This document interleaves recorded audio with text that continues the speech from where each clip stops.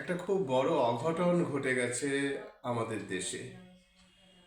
গোয়াতে একটা নাইট ক্লাবে অগ্নিকাণ্ডের ঘটনায় 25 জন জীবন্ত পুড়ে মারা গিয়েছে। আমার কেন যেন মহাভারতের যতুগৃহের কথা মনে হচ্ছিল। যতুগৃহ দুর্যোধন তৈরি করেছিল লাক্ষা এবং অত্যন্ত দাহ্য বস্তু দিয়ে তৈরি হয়েছিল। পাণ্ডবরা টের পেয়ে গেছিলেন।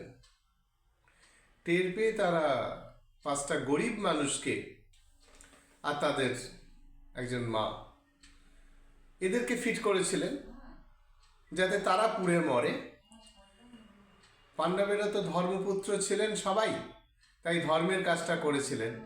গরিব মানুষ পুড়লে তো কোনো অসুবিধা হয় না, অন্তত সেই যুগে হতো না। গোয়াতে এই অগ্নিকাণ্ড ঘটে গেল একটি নাইট ক্লাবে। গোয়ার রাজধানী পানাজি থেকে 25 কিলোমিটার দূরে সেই নাইট ক্লাব। আর তারপর জানা গেল সেই নাইট ক্লাবের যে ভবনটা তা আইন মেনে তৈরিই হয়নি। পঞ্চায়েত প্রধানের পক্ষ থেকে নোটিশ করা হয়েছিল যে ভেঙে দেওয়ার জন্য, এবং পঞ্চায়েত ডিরেক্টরেটের অফিসাররা সেই জিনিসটা চেপে যেতে বলেছিলেন এখন ও সমস্ত করার দরকার নেই। আর কি হয়েছিল, যারা আবগারি দপ্তরের অফিসার তারা বলছেন যে আমরা তো ওদেরকে লাইসেন্স দিইনি। যারা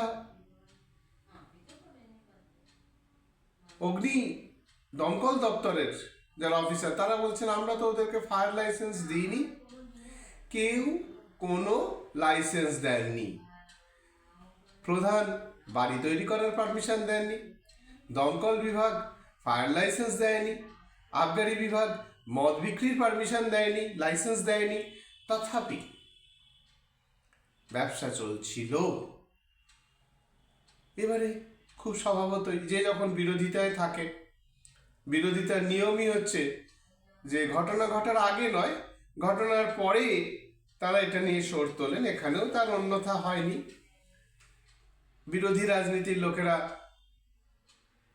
মুখ্যমন্ত্রীর পদত্যাগ চেয়েছেন এবং মুখ্যমন্ত্রী নিজের সম্মান বাঁচাতে বলেছেন যে সরকারি অফিসাররা এই কাণ্ডটা করেছে, আমি তাদের শাস্তি দেব।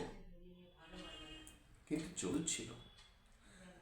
আমি কলকাতার লোক, আমি কলকাতাতেও দেখেছি অনেক বড় বড় মার্কেট আমি পড়তে দেখেছি, এবং আমি দেখেছি সমস্ত জায়গাতে বেনিয়মটাই নিয়ম। এবং একটা ঘটনা যখন সামনে এসে যায় তখন খানিকটা কুম্ভীরাশ্রু, কুমিরের চোখ দিয়ে যে জল পড়ে ওটা কিন্তু আসলে তার কান্না নয়, ওটা তার চোখে জলের ভেতর থাকতে থাকতে বাড়তি লবণ ঢুকে যায়, সেই লবণটা বের করে দেওয়ার একটা প্রক্রিয়া। কুমিরের চোখ দিয়ে জল পড়ে, আমরা বলি কুমির কাঁদছে, কিন্তু কুমির কাঁদে না। তো আমাদের রাজনৈতিক নেতাদেরও ওই রকম দুর্ঘটনা ঘটলে তাদের চৈতন্যদয় হয়, তারা ভালো ভালো কথা বলতে আসেন, কিন্তু ওটা তাদের মনের কথা নয়।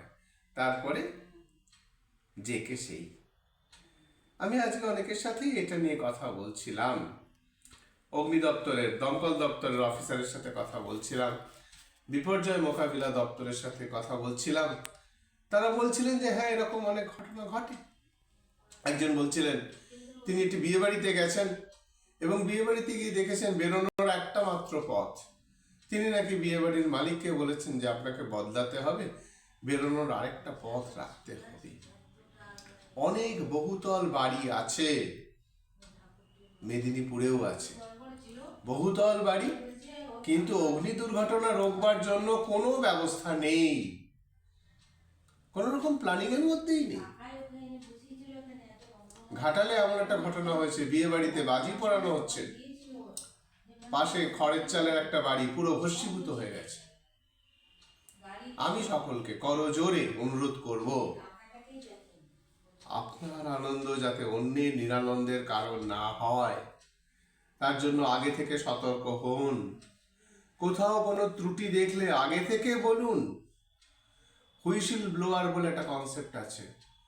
অন্যায় দেখলে যারা চুপ করে থাকে তারা মানুষ নয়। আপনি অন্যায়ের প্রতিবাদ করলে অনেকেই আপনার নিন্দা করবে, আপনাকে বাঁকা চোখে দেখবে, কিন্তু আপনার ভেতর একটা তৃপ্তি কাজ করবে। আমি সময় থাকতে বলেছিলাম।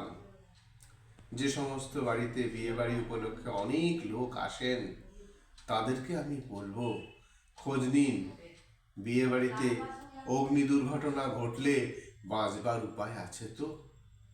আপনাকে বাঁচতে হবে, আপনি বাঁচলে আপনার পরিবার বাঁচবে। আপনার কথাটা ভাবুন, আপনি নিজেই ভাবুন।